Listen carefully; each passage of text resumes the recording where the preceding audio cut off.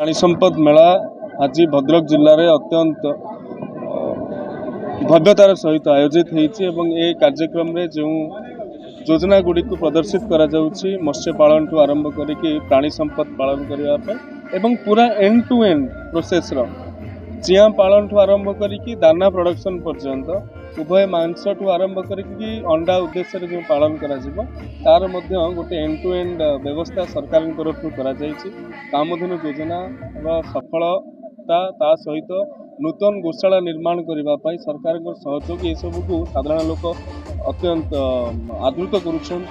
मुख्यमंत्री एवं विभागीय मंत्री को मो तरफ कृतज्ञता धन्यवाद। आज उपस्थित सांसद महोदय विधायक महोदय एवं समस्त जो चाषी मैंने जिले रहिले सहित जो युव उद्योगी मैंने अच्छा से द्वारा प्रेरणा पाइपर बोली आशा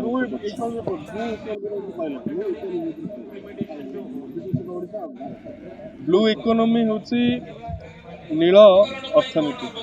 जो राज्य में पाखापाखि 550 किलोमीटर रु अधिक कोस्टल लाइन्स अच्छी नद नदी रे परिपूर्ण जल भंडार ठू आरंभ कर हृदय परिपूर्ण एवं पाखापाखि आम लोक मान पाखे प्रत्येक घरे बोध हुए गोटे गोटे फार्म पंड जहाँ कहुए आम गोटे जहाँ गड़िया बोली कहतु ताहा रही ए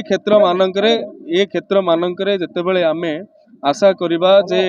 जो योजना गुड़िक अच्छी सफल प्रणयन हेले ये ब्लू इकोनोमी को गोटे बड़ बूस्ट देव बोली आशा व्यक्त डॉक्टर ऋषिकेश बेहरा जिला मुख्य प्राणी चिकित्सा अधिकारी भद्रक आमर योजना सफल हो मत्स्य प्राणी संपद मेला 2025 आज आ काली 2 जन आयोजन होती जिलापाल उपस्थित थे मंत्री उपस्थित थे सांसद उपस्थित थे भद्रक विधायक उपस्थित थे बासुदेवपुर विधायक उपस्थित थे समस्त उपस्थित अच्छा